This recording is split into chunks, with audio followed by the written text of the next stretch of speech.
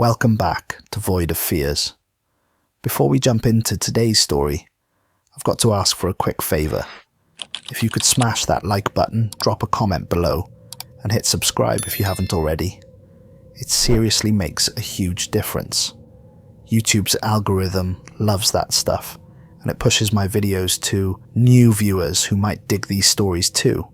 I really appreciate every single one of you who takes the time to do that. It means the world to me and helps keep this channel growing. Alright, enough of me rambling. Let's dive into today's story. The screen flickers to life with grainy footage. The timestamp reads September 22nd, 2019, 10:34 p.m. A control room bathes in the cold blue glow of dozens of monitors. Equipment hums in the background, a steady electronic heartbeat. Then a voice cuts through the static, measured and calm, but carrying something underneath that makes the hair on your neck stand up. My name is Owen Hartley. What I'm about to tell you will sound impossible. 6 years ago, I was the lead researcher at NASA's Array Station Pegasus in Colorado. I had security clearance that most people don't even know exists. I had a career I loved, a family I cherished, and a fundamental understanding of how the universe worked. The voice pauses. The static continues. On September 22nd, 2019, at 10:34 in the evening, everything I knew became irrelevant. We found something at the edge of observable space. Something that's been there since the beginning. Something that's still there now, pressing closer. And once you see it, once you truly understand what it means, you can never look at the stars the same way again. The footage cuts. We're inside a cabin now. Late afternoon light filters through windows overlooking a grey Vermont lake. The interior is spare, almost monastic. A single leather chair, a simple desk, and covering every other surface, walls, floor, shelves, are journals, printouts and photographs of deep space. Owen Hartley sits in the leather chair. He's 49 years old but could pass for 60. His face is deeply lined, gaunt, with prominent cheekbones and eyes that seem permanently tired. His hair, more grey than brown now, is unkempt. He wears a faded flannel shirt and jeans. His hands, when he gestures, have a slight tremor. He has a habit of rubbing his left temple, as though trying to massage away a headache that's lived there for years. I need to start at the beginning, Owen says, his voice quieter now than in the recording. Not the beginning of what we found, but my beginning. So you understand who I was before all this. He stands and walks to the window, hands in his pockets. I grew up in Pennsylvania, small town, nothing special. My father was a high school science teacher. He had this old telescope, probably bought it at a yard sale for $20. On clear nights, he'd take me out to the backyard, and we'd look at Jupiter, Saturn, the moon. I was 8 years old the first time I saw Saturn's rings through that telescope. Just a tiny thing, barely more than a dot with bumps on the sides, but it was real. It was actually there, this planet with rings, just hanging in space. I was hooked. He turns back to face the camera. I studied astrophysics at Penn State, got my doctorate at Cornell, met my wife Patricia during my second year of graduate school. She was studying veterinary medicine. We got married in 1999, had our first son Liam in 2006, then Noah in 2008. Isaac came along in 2012, a surprise but a wonderful one. A faint smile crosses his face, then fades. I joined NASA in 1998, started in data analysis, worked my way up. By 2015, I was leading the deep space observation team at Array Station Pegasus. It was everything I'd ever wanted. I was looking further into space than almost anyone had before. I was seeing light that left distant galaxies when Earth was still a ball of molten rock. I had a wife who loved me, 3 incredible sons, a career that fulfilled me. He sits back down. I'm telling you all this because I need you to understand. I wasn't some conspiracy theorist. I wasn't unstable. I was a skeptical scientist with everything to lose. What happened next, what I saw, what we discovered, it wasn't something I wanted to find. It was something that found us. The scene shifts to archive footage from Array Station Pegasus. The facility is a low, sprawling complex built into the Colorado mountains, housing some of the most sophisticated deep space observation equipment in the world. Inside, the main control room is vast and dimly lit, dominated by a wall of monitors displaying various sections of space. Owen, 5 years younger in this footage, stands beside a shorter woman with bright red hair cut in a practical bob. She's maybe 35, with sharp green eyes and an efficient manner. This is Grace Abbott, senior technician. September 22nd was supposed to be completely routine, Grace's voice explains. She's being interviewed separately, her current location undisclosed. Only her voice appears in the documentary. She refused to be filmed. We were running standard observations of the cosmic microwave background. The CMB is essentially the oldest light in the universe. It's the afterglow of the Big Bang itself, this radiation that's been traveling through space for 13.8 billion years. By studying tiny temperature variations in it, we can learn about the first moments of the universe. The monitors show a map of the CMB, subtle variations in temperature, displayed as different colours across the sky. Owen and I had worked together for 4 years at that point, Grace continues. He was demanding but fair, brilliant really. He could look at data and see patterns that would take other people weeks to notice. That night he was doing a routine scan of the cosmic horizon, the absolute edge of the observable universe. On the monitors, something appears. A region of space that seems different from the surrounding area. Not darker, not brighter, but somehow wrong.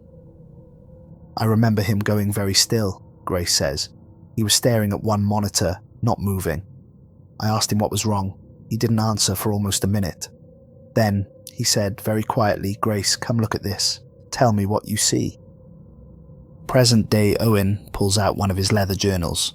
The pages are covered in sketches, concentric circles representing the observable universe, with a dark mass at the very edge.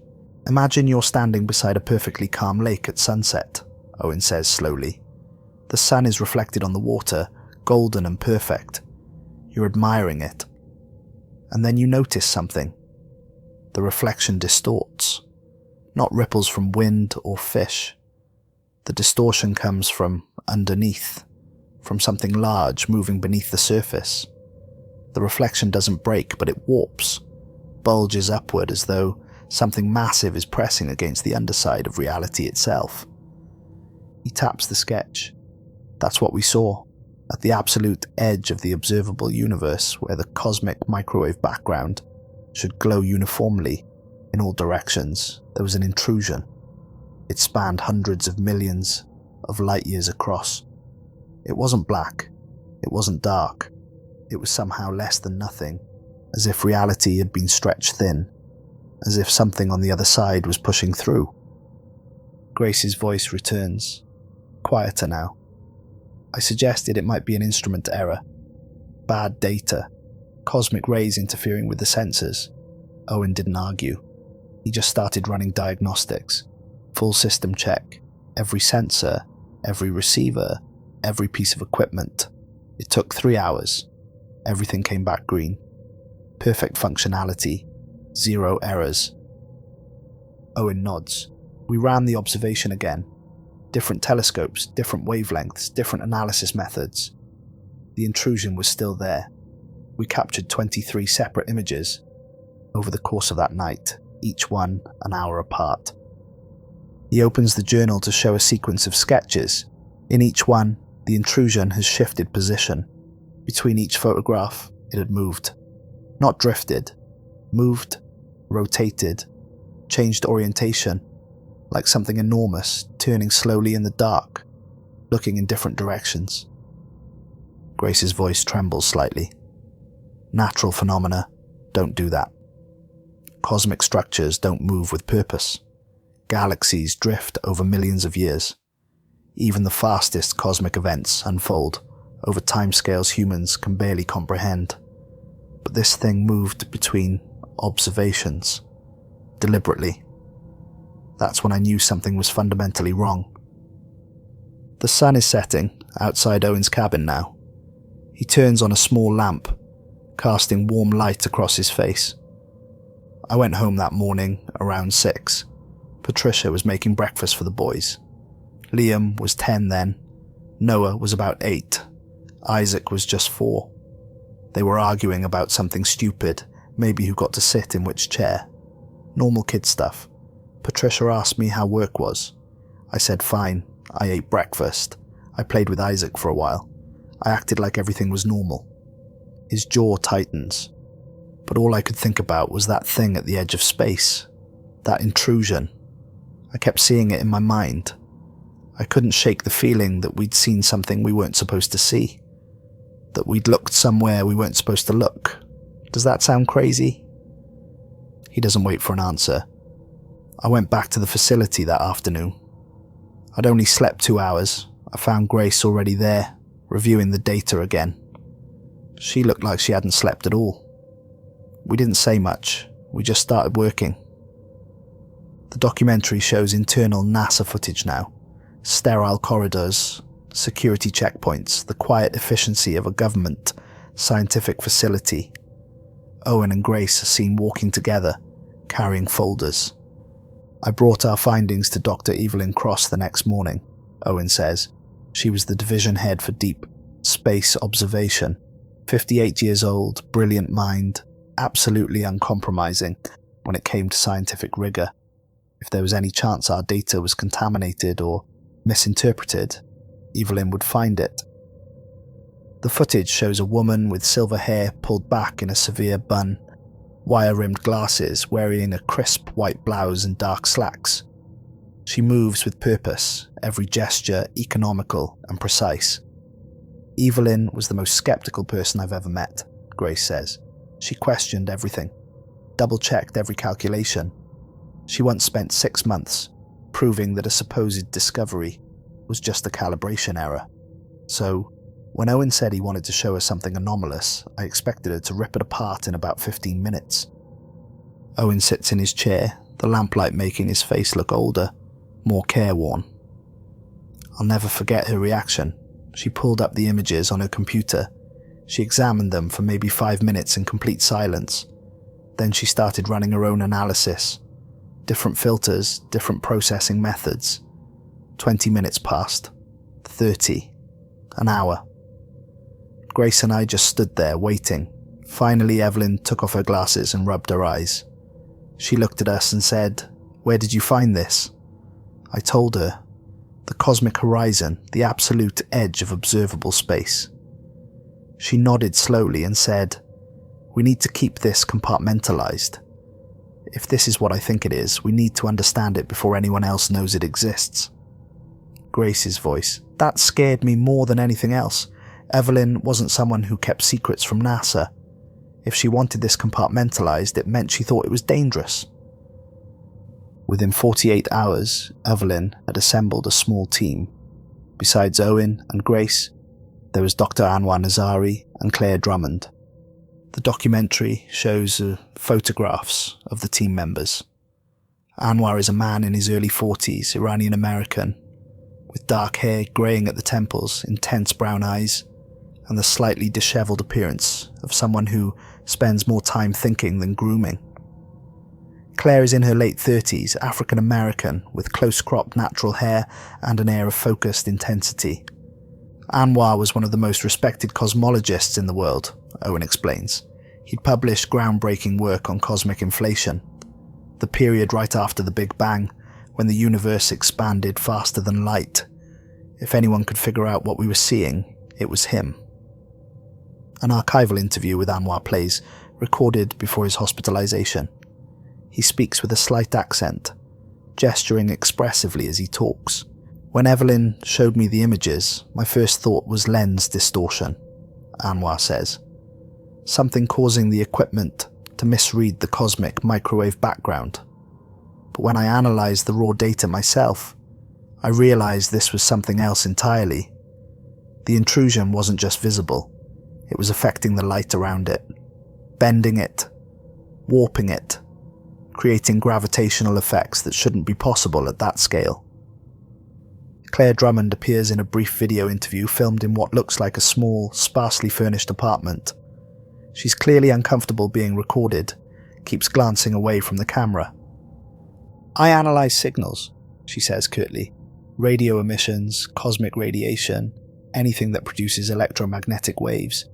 Evelyn brought me in because she wanted someone to listen to that region of space, to see if there was anything unusual in the radio spectrum." She pauses, her hands clasped tightly in her lap. "I've been listening to space for 15 years. I've heard pulsars, quasars, magnetars, every kind of cosmic radio source imaginable. I thought I'd heard everything. I was wrong." The team was given Research Bay 4, an isolated wing of NASA's New Mexico facility. The room is small, windowless, packed with computers and monitoring equipment. A single break room adjoins it with a couch, a table, and a coffee maker that looks like it's been running continuously for decades. "We worked in 12-hour shifts," Grace says, "but really none of us ever left. We'd crash on the couch for a few hours, wake up, grab coffee, go right back to the monitors. Days blurred together. I remember looking up once and realizing it had been 3 weeks since I'd been outside." Owen nods. "My family life started falling apart almost immediately. I'd promised Patricia I'd be home for dinner, then get absorbed in the data and forget. The boys would call me and I'd be distracted, barely listening. Liam asked me once why I was never around anymore. I told him I was working on something important. He said, 'More important than us?' I didn't have a good answer." The documentary shows home video footage from that period. Owen at his son Noah's birthday party, but clearly distracted, checking his phone constantly. Patricia's voice off camera. "Owen, can you please just be here for one afternoon?" Owen looks up, startled, as if he'd forgotten where he was. "We were gathering data constantly," Anwar explains in his archival interview. "Observations from multiple telescopes, different wavelengths, different analysis techniques. The intrusion appeared in every single observation, always at the cosmic horizon, always enormous, and always in a different position than the last time we looked." Grace's voice. "That's what kept us up at night. It wasn't static. It was moving around the perimeter of the observable universe. We started plotting its positions, trying to determine if there was a pattern. And there was. It was circling. Slowly, but definitely circling." Owen pulls up a laptop, shows a computer animation he's created. A sphere representing the observable universe with a dark mass moving around its outer edge. It completes one full orbit approximately every 4 months, he says. That's incredibly fast for cosmic structures. Galaxies take hundreds of millions of years to orbit each other. But this thing was moving with purpose, tracking, searching. He closes the laptop. After 6 weeks, Anwar made his first major breakthrough. He wasn't just observing the intrusion anymore. He was measuring its effect on surrounding space. And he found something disturbing. Anwar's interview. It was pulling. Everything at the cosmic boundary was being drawn towards it, not quickly. The effect was subtle, but it was measurable. I calculated the gravitational force required to produce that effect. The numbers were absurd. This thing had more mass than entire galactic superclusters, but it couldn't have that much mass. There wasn't enough matter in that region of space. So where was the mass coming from? He leans forward, his voice dropping. That's when I realized the mass wasn't in our universe. It was outside, pressing in, like someone pushing their finger against a balloon. The balloon's membrane doesn't break, but it distorts inward. The intrusion wasn't something in our universe. It was something from outside, pushing through the boundary of reality itself. Present-day Owen stands and walks to a wall covered in printouts. Star charts, calculations, spectral analyses. Claire started digging through historical archives at that point. Every major telescope facility in the world maintains records of their observations. She requested data going back 40 years. It took her 3 weeks to process it all. Claire's voice tense. I found it in older images. Different telescopes, different locations, different times. Always at the cosmic horizon. Always moving. In a 1985 observation from the Hubble Space Telescope, it was in one position. In a 1993 observation from Arecibo, it had moved. In 2003, 2007, 2012, every time someone had looked at that region of space with sufficient resolution, the intrusion was there. We just never recognized it for what it was. We thought it was instrument noise, background variation, statistical anomaly. Owen's voice is quiet. It's been circling the perimeter of our universe for at least 40 years. Probably longer. Possibly since the beginning.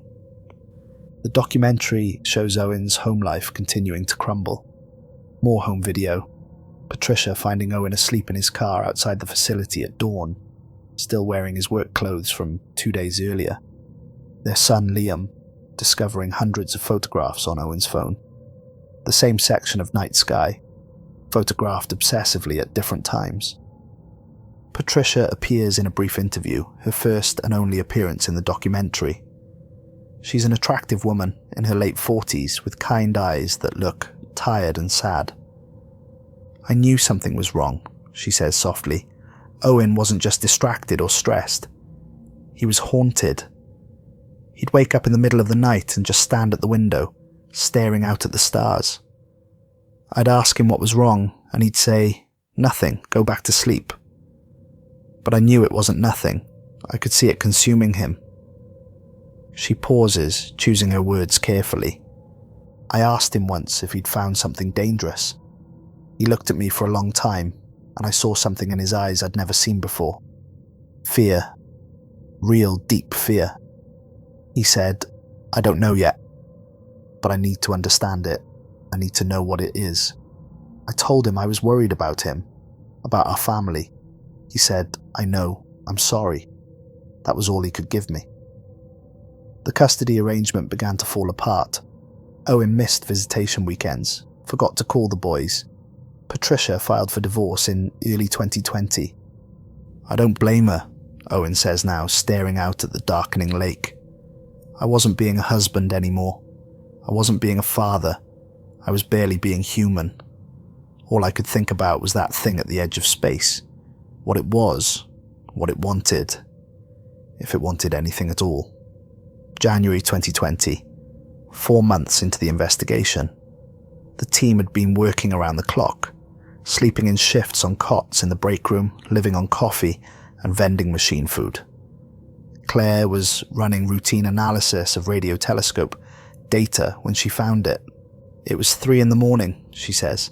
I was half asleep, running automated scans of the cosmic background radiation.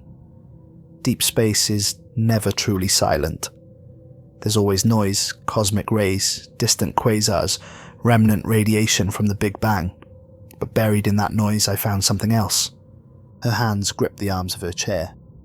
A signal, incredibly faint, right at the edge of detectability, coming from the direction of the intrusion. I isolated it, filtered out the background noise, processed it through our audio equipment. Owen sits forward in his chair, his eyes intense. Claire came running into the research bay at 3:47 in the morning. She was pale, shaking. She didn't say anything, just plugged her laptop into our speaker system and hit play. The documentary plays the audio. For 30 seconds we hear it, a low frequency surge, deep and resonant, like the lowest note from the largest organ ever built. It lasts about 15 seconds, then silence, then a higher frequency response, almost like a harmonic answer to the first sound. It lasts 12 seconds, then silence again. 25 seconds of silence. Then the pattern repeats. Each complete cycle takes 52 minutes, Claire says. It's perfectly regular, no variation. It's been playing on repeat for, as far as we can tell, billions of years. Grace's voice barely a whisper, it sounds like breathing. Owen nods slowly. That's what Anwar said when he heard it. He just kept whispering, "It's breathing. Oh God, it's breathing." Anwar's archival interview shows him listening to the audio, his face going progressively paler. "I'm a scientist," he says after the audio stops. "I don't believe in the supernatural. I don't believe in gods or demons or anything outside the natural universe. But when I heard that sound, my first thought was, what if the universe is inside something alive? What if everything we know, all of space and time and matter and energy, exists inside something vast and incomprehensible, and we just heard it breathe?" Claire played the audio for the full team at 4:15 that morning. The documentary recreates the scene. The 5 of them in the dim research bay. The pulsing rhythm playing through speakers. No one speaking. Evelyn kept saying it was just cosmic radiation, Grace recalls. Random electromagnetic fluctuations with no meaning. But her hands were shaking. Anwar started crying, not sobbing, just tears running down his face. I walked out after the 3rd cycle. I stood in the break room for an hour, just trying to process what I'd heard. Owen's voice is distant. I listened to it loop 17 times that night. I kept thinking, this sound has been playing since before Earth existed, since before the sun formed, since before our galaxy was born. It's been out there at the edge of everything, pulsing in the dark, and we never heard it until now. He looks directly at the camera. That was the night I realized we weren't supposed to find this. No one was. The universe has boundaries for a reason, and we just looked past them. Anwar became obsessed after that night. He stopped sleeping entirely, working through every hour, his desk covered in calculations and diagrams. He was trying to reverse engineer the Big Bang, Owen explains, working backward through cosmic inflation through the first seconds of the universe, trying to determine what kind of force could create such an event. What could generate all matter, all energy, all space and time in a single instant. Grace's voice. He covered an entire wall with equations. I don't think he ate for 3 days. We tried to get him to rest, but he'd just shake his head and keep working. He said he was close. He said he almost understood. Late one evening, in February 2020, 3 weeks after Claire discovered the pulse, Anwar burst into Research Bay 4. His eyes were bloodshot, his clothes rumpled, his hair standing up at odd angles. But his voice was perfectly clear. He had his tablet, Grace says. He was pulling up images of the cosmic microwave background, zooming in on specific regions. He kept saying, "It's been there the whole time, right in front of us. We've been looking at it for 60 years, and never understood what we were seeing." Anwar had found an anomaly in the CMB. Scientists had documented it decades ago. A slight irregularity in the temperature distribution, a subtle wave pattern embedded in the radiation. It had always been dismissed as statistical noise, random quantum fluctuations from the early universe. When you map it properly, Anwar explained in his archival interview, his words tumbling out rapidly, when you account for the expansion of space and plot it in 3 dimensions, it forms a perfect wave. Not a natural wave, too uniform, too regular. It looks like a shockwave frozen in time. Owen pulls out a journal page covered in concentric rings, radiating outward from a central point. Anwar showed us his calculations.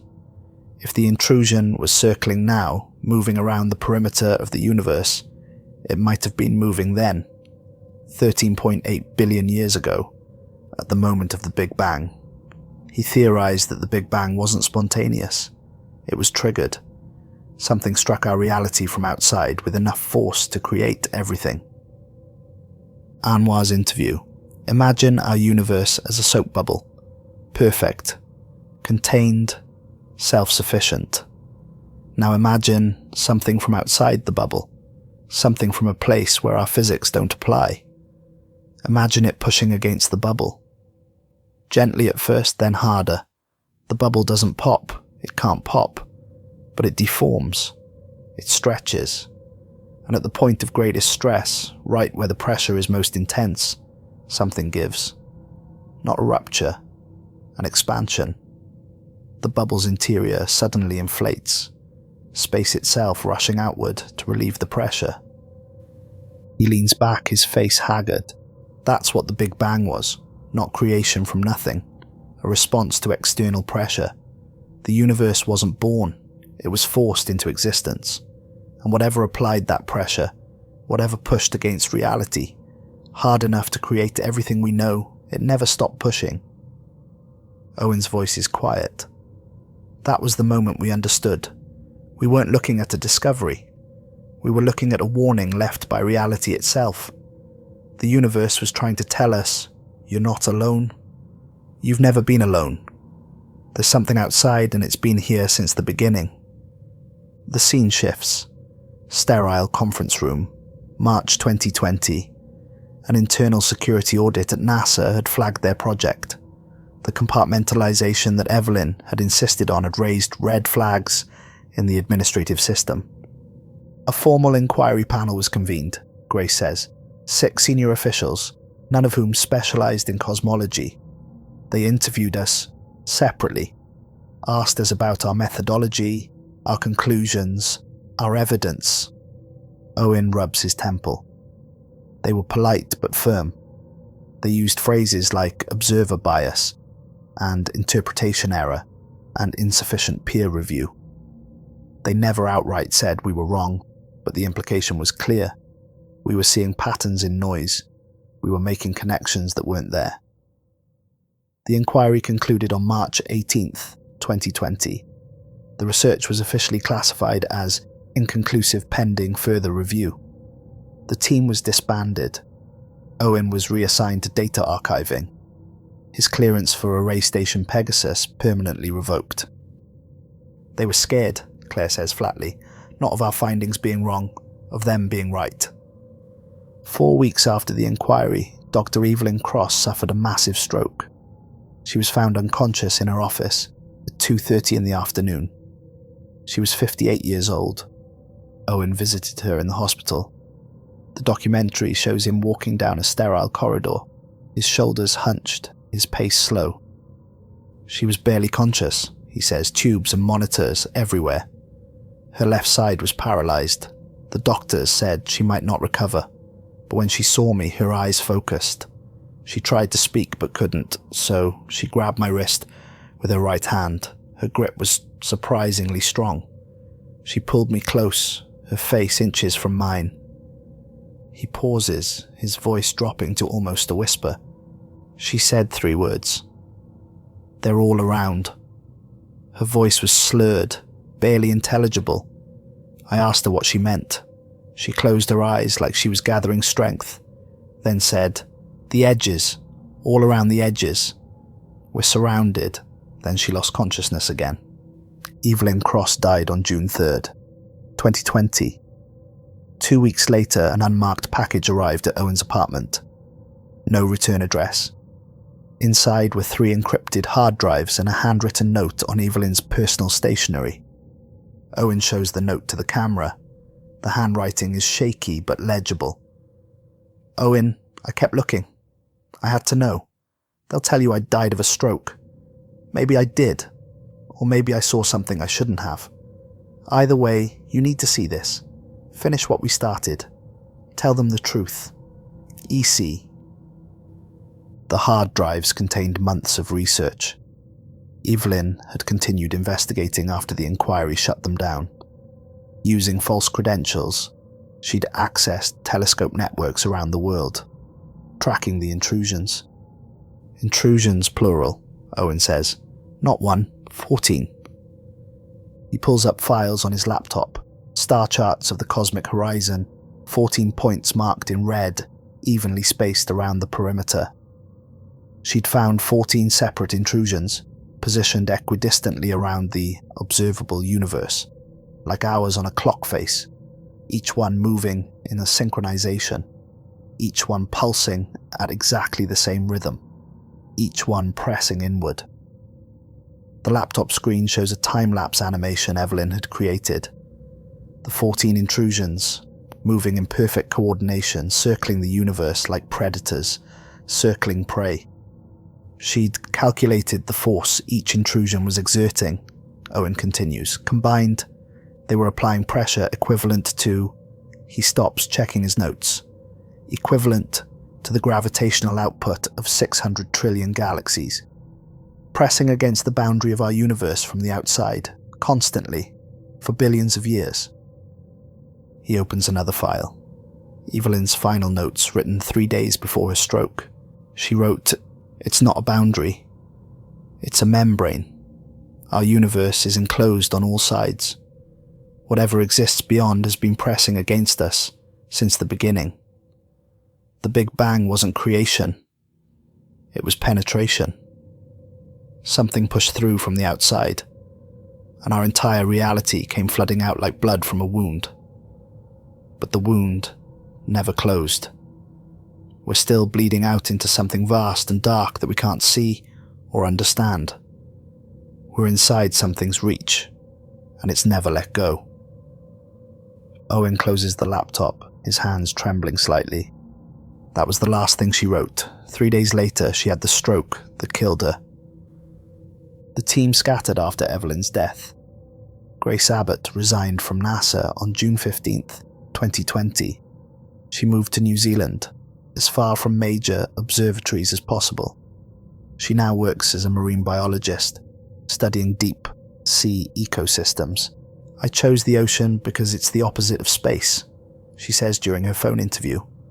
"Dark and close and bounded. I can touch the water. I can feel it. It's real in a way that space never felt real again after what we found." There's a long pause. "I dream about it sometimes, not the intrusions themselves, but what they represent. I dream I'm standing outside at night, looking at the stars, and suddenly I can see them. All 14 intrusions, visible to the naked eye, pressing against the sky like hands against frosted glass. And I realize they're not looking at me. They're looking through me. I'm not significant enough to notice. I'm just here, trapped in this bubble of reality, while something vast and incomprehensible moves around us in the dark." Another pause. "Then I wake up, and I can't look at the stars anymore, because I know they're looking back." Claire Drummond disappeared in November 2022. Her apartment in Boston was found abandoned. Furniture still in place, food in the refrigerator, but all her personal belongings gone. Her research, years of work, thousands of files, had been burned in the kitchen sink. The police investigated it as a possible kidnapping, Owen says, but there was no sign of forced entry, no evidence of struggle. She just left, destroyed her research and vanished. I think she found something else, something that scared her even more than the intrusions, and she decided she couldn't live with knowing it. Dr. Anwar Nazari is currently institutionalized at a private psychiatric facility outside Geneva, Switzerland. He's been there since August 2021. The facility declined to let him be interviewed for the documentary, but his primary physician, Dr. Heinrich Vogel, provided a recorded statement. An actor reads the statement. "Dr. Nazari suffers from what we've diagnosed as a persistent delusional disorder with cosmic themes. He's not violent, not a danger to himself or others, but he's become unable to function in normal society. He speaks frequently about the rhythm. He claims he can feel it, not hear it through instruments, but feel it physically, in his bones, in his heartbeat, in the rhythm of his breathing." The statement continues, "He's developed an elaborate belief system around what he calls the engine. He believes our universe isn't a closed system, but rather a component of something larger. His exact words, 'We're not in a universe, we're in an engine. Expansion and contraction, energy and entropy, matter and antimatter. These aren't natural processes, they're mechanical functions. We're inside something that's using us, consuming us, converting us into something else.' When asked what we're being converted into, he says, 'I don't know, but I can feel it happening every second, every breath. We're being processed.'" Owen sits in silence for a moment after the statement ends, I visited Anwar once, about a year ago. They let me see him for 30 minutes. He looked terrible, thin, pale, aged 20 years in two. But his eyes were still sharp, still intelligent. We talked about the old days, the team, the research. Then, right before I left, he grabbed my hand. He said, "Owen, you have to stop looking. Please. It knows we found it. The more we look, the more it looks back. And when it really sees us, when it finally focuses on us, we won't survive that attention." I asked him what he meant. He just smiled sadly and said, "You'll understand soon. You're still looking. I can tell. You can't stop. None of us could. But it's going to cost you everything." Owen now lives alone in his Vermont cabin. He purchased it in 2022 with the last of his savings. His sons visit occasionally, though the relationships are strained. Noah, now 17, appears briefly in the documentary. He's tall, resembling his father, with the same intense eyes. "I try to understand," Noah says, clearly uncomfortable being filmed. "Dad's been through something. I can see it in his eyes. But it's hard, you know? He missed my graduation, forgot my birthday twice. He's there, but he's not really there. He's always somewhere else, thinking about something else." He pauses. I asked him once why it matters so much, why he couldn't just let it go. He said, "Because once you know the truth about reality, you can't pretend you don't know. You can't go back to the comfortable lie that the universe is safe and comprehensible and meant for us. The truth doesn't let go." Isaac, 13, refused to participate in the documentary. Patricia relayed his message: "Tell Dad I don't want to see him until he can be my father again instead of whatever he is now." Patricia sends occasional emails, brief, distant, but not unkind. The most recent one, read by an actor: "Owen, the boys miss you. I miss who you were. Please consider getting help. Real help, not just obsessing alone in that cabin. What you're doing isn't research anymore. It's self-destruction. You're still in there somewhere. Come back to us." The cabin workspace is overwhelming. Every wall covered floor to ceiling, with printouts, photographs, calculations. Star charts with 14 red points marked around the perimeter. Spectral analyses. Radio telescope data. Frequency graphs showing the 52-minute pulse cycle. Strings connecting various observations, creating a web so dense it's almost impossible to see the wall beneath. A desk in the corner holds 3 laptops, all running continuously. External hard drives stacked like building blocks. Notebooks piled precariously, their pages marked with coloured tabs. "I monitor them," Owen says simply, gesturing to the laptops. "I use amateur astronomer networks, independent telescope time, university research facilities. I stay anonymous, use different names, different email addresses, but I keep watching." He sits at the desk, pulls up recent composite images. The intrusions have grown, 4% larger since 2019. That might not sound like much, but we're talking about structures that span hundreds of millions of light years. 4% of that is incomprehensible expansion.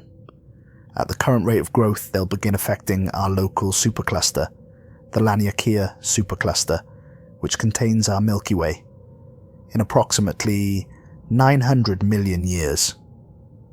He zooms in on one of the images. 900 million years sounds safe, sounds impossibly distant, but the universe is 13.8 billion years old. In cosmic terms, 900 million years is nothing. It's tomorrow. And that's assuming the rate of expansion stays constant. But it's not staying constant. It's accelerating. He pulls up a graph showing the growth rate over time. The line curves upward exponentially. In 2019, they were growing at 0.3% per year. In 2021, 0.7%. In 2023, 1.2%. Last year, 2.1%. This year, so far, 3.4%. If that acceleration continues, we're not looking at 900 million years. We're looking at significantly less. He closes the laptop, runs his hands through his hair. But that's not even what keeps me up at night. He stands, walks to the window. The lake outside is dark now, reflecting stars. In July of last year, I noticed something new. The intrusions had always been evenly spaced, perfect distribution around the cosmic horizon. But in July, they started shifting position. Not in their orbital pattern. That continued normally. But their distribution changed. Slightly. Almost imperceptibly. They were moving closer together. He turns back to face the camera. By October, the shift was undeniable. By January of this year, they'd moved nearly 7 degrees closer to each other. That's enormous on cosmic scales. And they're still moving, converging, like they're gathering at specific points around the perimeter. Owen returns to his desk, opens a different laptop, shows an animation. I've been projecting their movement forward. If the convergence rate stays constant, they'll group into 7 clusters of 2 within 18 months. Within 5 years, they might combine into 3 or 4 massive intrusions instead of 14 smaller ones. I don't know what that means, but I know it's not random. It's purposeful. The documentary shifts tone now. Interview segments with independent scientists who reviewed Owen's evidence after he began reaching out to them anonymously. Dr. Lisa Kowalski, astronomer at the University of Arizona, speaks from her campus office. I received an anonymous email last year containing compressed observation data from array station Pegasus. I almost deleted it. I get a lot of spam, people claiming to have found aliens or parallel universes. But something made me look. The data was legitimate. Real telescope observations, properly formatted, professionally analysed. I spent 2 weeks verifying it against publicly available archives. She pauses, choosing her words carefully. I can confirm that there are anomalous readings at the cosmic horizon. Temperature variations in the cosmic microwave background that don't match standard models. Are they what this person claims? Intrusions from outside our universe? I can't say that, but they're there. They're real, and they don't have a conventional explanation. Dr. James Okonkwo, theoretical physicist at Cambridge, appears next. He's a heavy-set man in his 60s with a grey beard and kind eyes. I was sent similar data. I approached it skeptically. My entire career has been built on the assumption that the universe is a closed system, that everything can be explained through physics we understand or will eventually understand. These readings challenge that assumption fundamentally. He leans forward. If, and this is a significant if these intrusions are real and originate from outside our observable universe, it means our cosmological models are incomplete. Not wrong, necessarily, but incomplete. It means there are forces and phenomena we haven't accounted for. That's not just paradigm shifting, it's existentially threatening. Because if the universe has boundaries that can be breached, if there's something beyond those boundaries that can interact with us, then everything we think we know about reality is provisional. A third scientist speaks, face obscured, voice digitally altered. They insisted on complete anonymity. I work at a major observatory. I can't say which one. After hearing about these findings through back channels, I looked at our own archival data. The intrusions are there. We've photographed them dozens of times over the past 30 years. We just never recognized them for what they were. We attributed them to sensor noise, atmospheric interference, calibration drift. The disguised voice pauses. Here's what terrifies me. If this is accurate, if there really are 14 massive structures pressing against the boundary of our universe from outside, then everything we believe about cosmology is wrong. The Big Bang wasn't the beginning. It was a response to something else. Our universe isn't isolated. It's contained, surrounded. and whatever is out there has been interacting with us since the first moment of time. Another pause, longer this time. The question everyone's dancing around is, what exists outside the universe? And if something exists there, what does it want? Assuming it wants anything.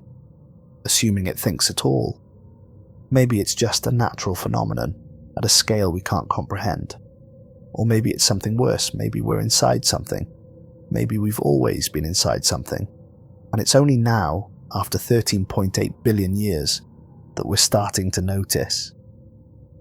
The documentary returns to Owen one final time. The sun has set completely now. He's standing on the cabin's porch, wrapped in a heavy jacket against the November cold. The sky above is clear, stars bright and sharp. People ask me why I'm speaking publicly now, he says, his breath visible in the cold air. Why risk my reputation, what's left of my relationships, everything? The truth is, silence feels like complicity. If this is real, and I believe with everything I am that it's real, then people deserve to know. Not to panic them, not to cause mass hysteria, but because we have a right to know what's out there, what we're inside of. He looks up at the stars, his face peaceful for the first time in the documentary. Humanity has always asked the big questions. Where did we come from? Why are we here? What's our purpose? And the biggest question of all, what caused the Big Bang? What came before? What sparked everything into existence? His gaze comes back to the camera, steady and unflinching. I believe I know the answer now. The universe isn't a beginning. It's a consequence, something beyond the boundary of reality, beyond space, beyond time, beyond anything we can properly conceptualize. It reached in. It touched something it shouldn't have touched. Maybe it was curious. Maybe it was hungry. Maybe it was something we don't have words for. Something our brains literally can't understand. He takes a deep breath. And our entire existence, every star, every planet, every atom, every thought, every moment of joy and suffering and wonder, all of it is the ripple from that contact. We're the disturbance in the water. We're the echo of that touch. A long silence, the sound of wind through bare trees. And it never pulled back. It's still there, pressing against the edges of everything, waiting. For what? I don't know. Maybe it's waiting for us to evolve enough to notice it. Maybe it's waiting for us to reach the boundaries ourselves, to touch back. Or maybe it's not waiting at all. Maybe this is just how it feeds, slowly, patiently, over billions of years. Owen walks down the porch steps, stands in the grass, still looking up. People ask me if I'm afraid. I am, every single day. But more than that, I'm in awe. Because even if this is terrifying, even if it means everything we thought we knew is wrong, it's also magnificent. We're not alone in the deepest sense. We've never been alone. There's something else out there, something vast beyond comprehension, and it's aware of us. On some level, it knows we exist. He's quiet for a long moment.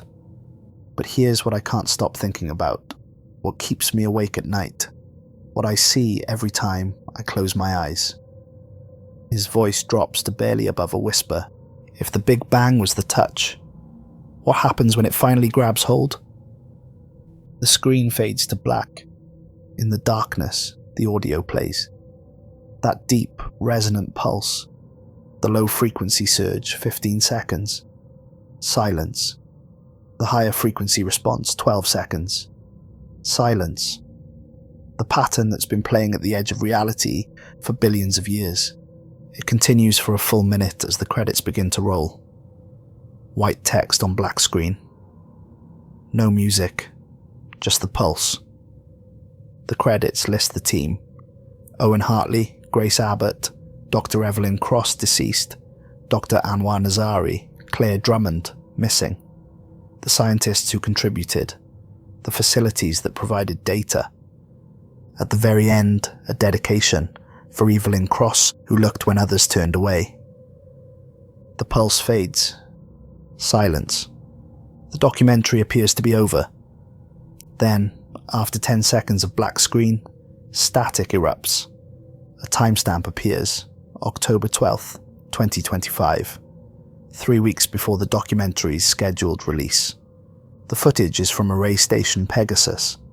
Owen won't say how he obtained it. The image shows a composite map of the cosmic horizon, assembled from data across multiple telescopes.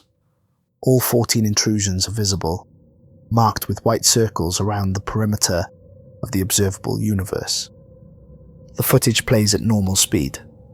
For several seconds, nothing changes. Then it happens. All 14 intrusions shift position simultaneously.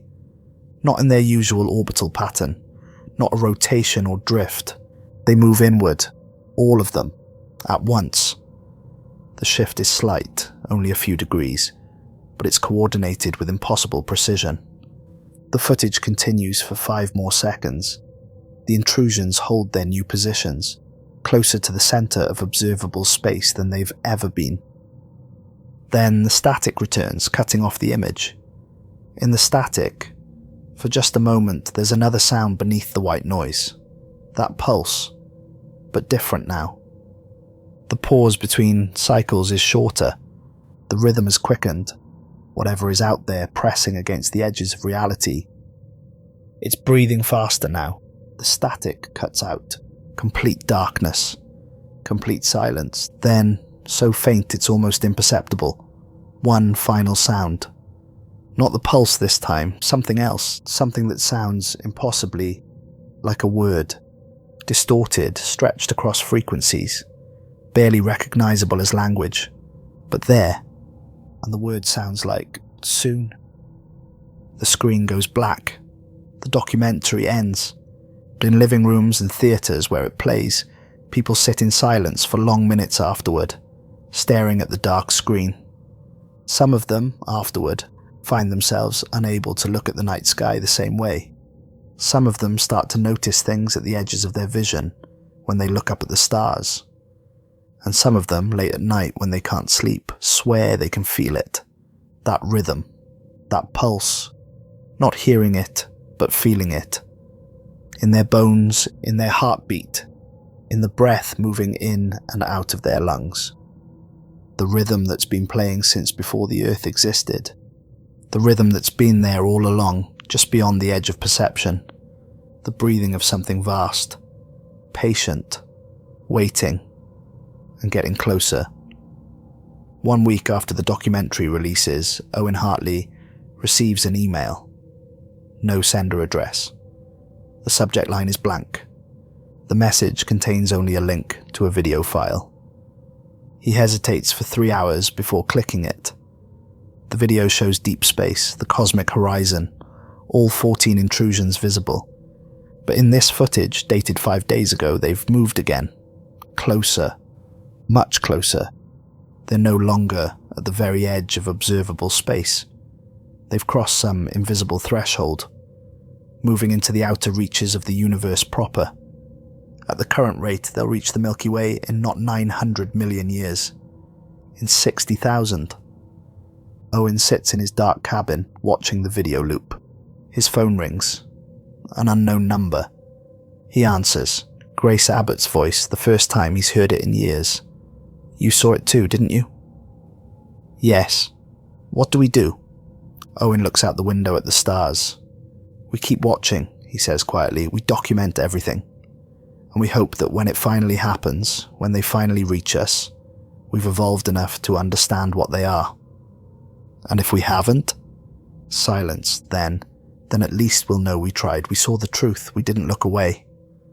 Grace is quiet for a long moment. Owen, I'm scared. Me too. Will it hurt when they get here? Owen thinks about the Big Bang.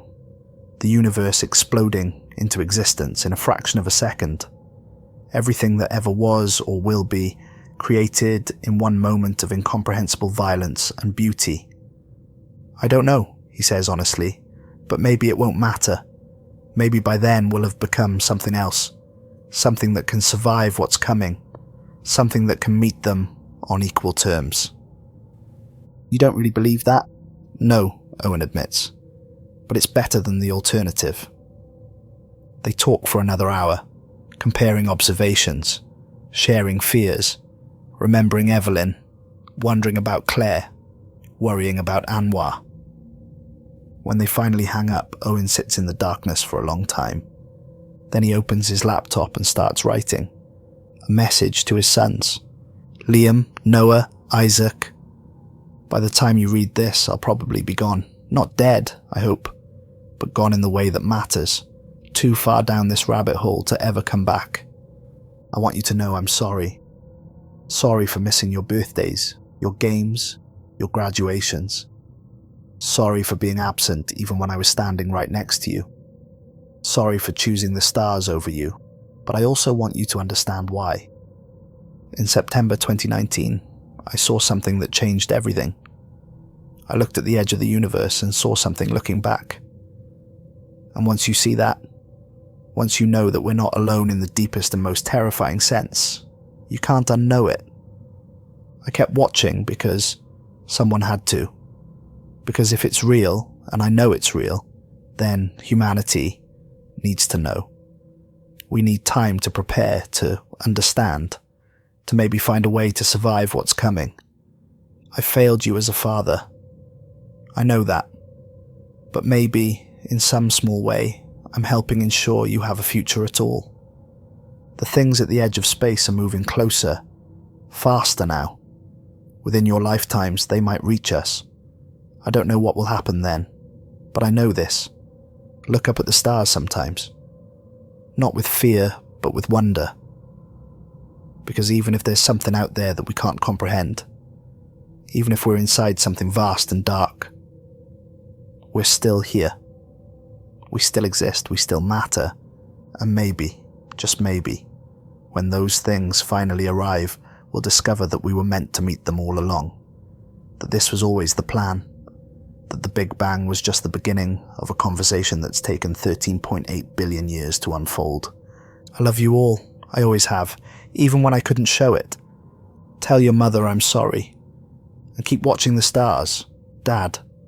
He saves the document but doesn't send it, not yet. Instead, he opens a new file and begins writing again. A comprehensive report, everything they found, all the evidence, every observation, every calculation, every terrifying implication. If the intrusions are coming, humanity deserves to know the truth. All of it. Even the parts that will keep them awake at night. Even the parts that might break something fundamental in how we see reality. Because the truth, however terrifying, is better than comfortable ignorance. Owen writes through the night, through the next day, through the following night. When he finally finishes 3 days later, the document is 847 pages long. He encrypts it, uploads it to distributed servers around the world, sends the access codes to every major university, every space agency, every observatory. Some will dismiss it. Most will probably, but some won't. And maybe that will be enough. The documentary ends here, in Owen's cabin, with him sitting at his desk in the pre-dawn light, exhausted but somehow at peace. The final shot is from outside the cabin. The camera slowly pulls back, showing the small structure surrounded by forest. A single light burning in the window. Pull back further, showing the lake, the mountains, the landscape. Further still, rising into the sky, showing the curve of the earth below. Higher now, into space, the planet shrinking, becoming just another blue dot among billions. Higher still, past Mars, past Jupiter, past the outer planets and into the deep dark between stars. Higher, faster, galaxies passing like snowflakes. The vast structure of the universe becoming visible. The great web of galaxies and dark matter, the cosmic foam of reality itself. To the edge now, the cosmic horizon, where the oldest light in the universe still travels. And there, at the very limit of what can be seen, 14 dark masses pressing inward, moving closer, patient, inevitable. The breathing of something vast that has waited 13.8 billion years and is finally ready to act. The screen goes black one last time, and in that darkness, that pulse plays once more. But now, if you listen carefully beneath the rhythm, you can hear something else. Something that sounds like words. A language older than language. A message from beyond the boundaries of everything. And though the words are incomprehensible, the meaning is somehow clear. We see you, we've always seen you, and we're coming home.